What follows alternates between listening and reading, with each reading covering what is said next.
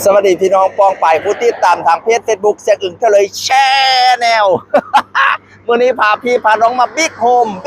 มอยู่ติดถนนเลยเชียงคานใกล้ๆสี่แยกโรงเรียนมหาไทยเนี่ยพี่น้องข้าเจ้าจัดงานบิ๊กโฮมเฟร์29 มีนาถึง 29 เมษายน1 เดือนเท่านั้นบิ๊กโฮมเฟร์รถกระหน่ำซัมเมอร์เซลพี่น้องโหลดมากมายหลายรายการเนี่ยที่ถนนเลยเสียงคานแล้วก็ไปนำทางเข้านี่เด้อมองจอดรถจอดปลากว้างคุณนะพี่น้องป่านอาณาจักรหนึ่งบิ๊กโฮมนะกว้างคักคุณนะโอ้ยฝ่ายไปจอดรถว่าจอดในโฮมพอพี่น้องหิมะก็สิหาไปเนี่ยพี่น้องประตูทางเข้าตักเย็นใจเสียเราก็สิหาเข้าไปพี่น้องเนี่ยพอแต่เข้ามาปุ๊บเพิ่นก็สิแจกใบนี้มันบอกครับผมแจกใบนี้นะครับผมใบนี้เนี่ยเมื่อเราซื้อสินค้าครบ 2,000 บาทจะลดทันที200 บาทนะครับผมเนี่ยมารับใบอยู่ม่องนี้เด้อครับพี่น้องไปเบิ่งสินค้าต่อครับผมโอ้ยเมื่อกี้เขาคือดำแต่ดำปื้อเขาเลยบอกเจ้าของยางเข้ามาแล้วดำปื้อคุณสินค้าเพิ่นมีเห็นอยากหลายเด้อพี่น้องเฮาสิไปมุมได้ดีก่อนวันนี้วันเสาร์นะครับวันเสาร์10 โมงกับ 14 โมง4 โมงเช้ากับบ่าย 2จะมีนาทีทองเอาไปเบิ่งมุมพุ่นก่อนปะมุมนี้สิเป็นตัวแทนจากบริษัทต่างๆเป็นซัพพลายเออร์จากบริษัทต่างๆเนี่ยเพิ่นจะมาอยู่กับเรา3 วันครับ29 30 31นะครับผมเพิ่นก็ใช้ความรู้ต่างๆเนี่ยผู้ใดสิสร้างบ้านสร้างเรือนสร้างศาลเนี่ยความรู้เรื่องกระเบื้อง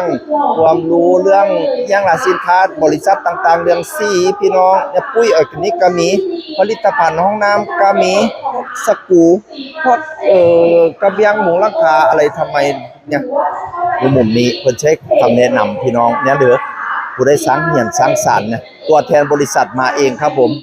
มุมนี้เป็นมุมนาทีทองพี่น้องนาทีทองมี2เวลาคือ10 นาฬิกากับ14 นาฬิกาวันเสาร์วันเดียวเด้อทุกๆวันเสาร์จาก29 มีนาถึง29 เมษายน1 เดือนเท่านั้นที่บิ๊กโฮมเนี่ยอันนี้ค่ายดีจาก25 บาทเหลือ19 บาทครับผมอันนี้จาก 7,900 เหลือ 5,900 ลดตรงมา 2,000 กว่าเอกจักร 7,000 กว่าเหลือ 5,900 ครับผมอันนี้กระเป๋าเนี่ยจาก 2,000 เหลือ 790 บาทนะครับผมหมอน90 บาทพี่น้อง90 บาท เนี่ยอันนี้ตู้เย็นจาก 4,900 เหลือ 3,900 ลด 1,000 ถังเนี่ยทั้งถึกจาก79 บาทเหลือ69 บาทพี่น้องฮิตเปล่ามาบิ๊กโฮมมูเนี่ยโหลดเบิร์ดพี่น้องเป็นมุมนาทีทองถ้ามาแต่เช้าก็ทันนะมาสายไม่ทันนะเวลา10 นาฬิกาและ14 นาฬิกาที่บิ๊กโฮมถนนเลยเชียงคานใกล้กับ4 แยกใกล้ๆกันครับ4 แยกมหาไทย เข้ามาพี่น้องเข้ามา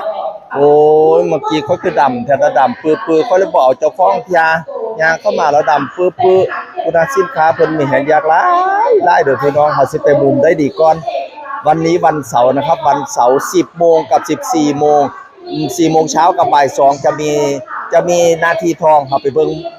มุมพุ่นก่อนปะมุมนี้เป็นมุมสำหรับนายสร้างบ่ว่าสิเป็นกบใส่ไหมบ่ว่าสิเป็นเครื่องเกียร์บ่ว่าสิเป็นเคียงตัดเคียงเสียมเลียจิกซอเลียวงเดียนโหลดเด้อพี่น้องโหลดเด้อตั้งแต่วันที่29 มีนาถึง29 เมษายนบิ๊กโฮมเฟร์ซัมเมอร์เซลพี่น้องเอ๋ยอู้จังมือในสร้างนั้นยาวอัดลับปะยาวไปฮอดปะอู้ไล่เก่งพี่น้อง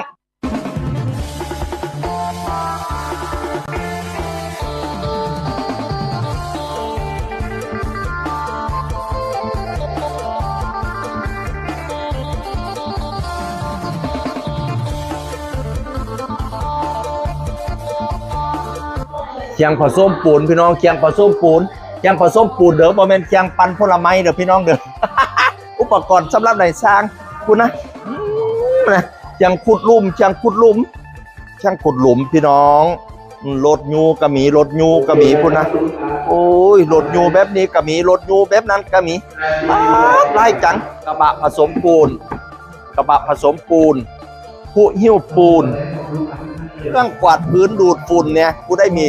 ลานบ้านเป็นลานปูนกว้างๆเป็นโรงงานเป็นวัดจะซื้อไปบริจาคก็ดีเก่งก็ว่ามีอีกอย่างหนึ่งอยู่แต่เพิ่นยูเอาไปนี่นะอย่าลืมเด้อพี่น้องเด้อกับงาน Big Home Fair Summer Sale 29 มีนาถึง29 เมษายน 1 เดือนเฝ้ามาเด้อแต่วันนี้คันเข้ามาแล้วได้ผู้ได้มีใบอันนี้ใบโบสัวนี้มาเด้อลดทันที200 บาทเมื่อท่านซื้อสินค้าครบ 2,000 บาท